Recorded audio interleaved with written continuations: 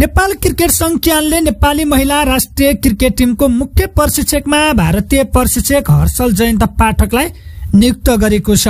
आखिर उनी को हुन् त, उनको विगत के कस्तो रहेको छ र उनको सम्पूर्ण पृष्ठभूमिको बारेमा पनि तपाईहरुलाई जानकारी गराउनेछौं। कृपया भिडियोलाई अन्त्यसम्म हेरिदिनुहोला। क्यानले मंगलबार पाठकलाई प्रशिक्षकमा नियुक्त गरेको सार्वजनिक गरेको हो। उनले यसअघि थाइल्याण्ड महिला राष्ट्रिय क्रिकेट टिमको मुख्य प्रशिक्षकको रूपमा काम गरेका थिए। नेपाली महिला राष्ट्रिय क्रिकेट टिम हाल आईसीसी वुमेन्स टी20 विश्वकप छनौटको तयारीमा छ। त्यसका लागि नेपाली टोलीले बन्द प्रशिक्षणमा रहेर तयारी तीव्र गरिरहेको छ। नेपाल प्रिमियर लिग एनपीएल ट्यु क्रिकेट मैदानमा चलिराख्दाखेरि पनि नेपाली महिला टिम भने मूलपानी क्रिकेट मैदानमा तयारी गरिराखेको थियो। विश्व छनौट आगामी जनवरी 12 देखि फेब्रुअरी 1 सम्म काठमाडौँमा सञ्चालन हुँदैछ।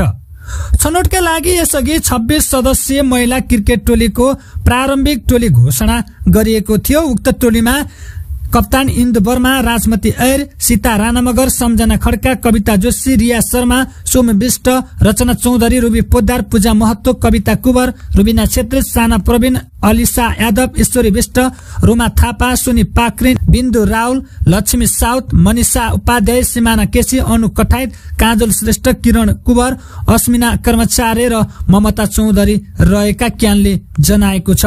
विश्वकप छनौटमा 10 देश सहभागी हुनेछन्। ती मध्ये शीर्ष 4 देश इंग्ल्याण्डमा सन् 2026 को जुनमा हुने महिला टी20 विश्वकपमा छनौट हुनेछन्। ग्लोबल क्वालिफायरको समूहमा आयरल्याण्ड, स्कटल्याण्ड, थाइल्याण्ड, अमेरिका र जिम्बाब्वे छन् भने समूह बी मा नेपाल सहित बंगलादेश, नामिबिया, नेदरल्याण्ड्स र पपुवा न्युगिनी परेका छन्। हाल नेपाली महिला क्रिकेट टिमको मुख्य प्रशिक्षकमा नियुक्त हुनुभएका पाठकको मुख्य लक्ष्य नेपाली महिला क्रिकेट टोलीलाई आईसीसी वुमेन्स टी20 विश्वकप ग्लोबल छनौटमा उत्कृष्ट प्रदर्शन गराउनु हुनेछ।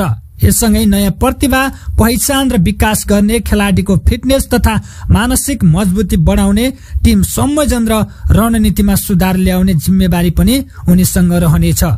ठूला नाम भन्दा नतिजा र दीर्घकालीन विकासमा विश्वास गर्ने प्रशिक्षकका रूपमा चिनिने पाठक नेपाल जस्तो एसोसिएट महिला क्रिकेटको स्तर उकास्ने अनुभव बोकेका कोच हुन्। आशा छ उनले नेपाली महिला क्रिकेट टोलीलाई विश्वकपसम्म पुर्याउन महत्वपूर्ण भूमिका खेल्नेछन्। नेपाली महिला क्रिकेट टिम र प्रशिक्षक हर्षल जयन्त पाठकलाई हाम्रो तर्फबाट हार्दिक शुभकामना।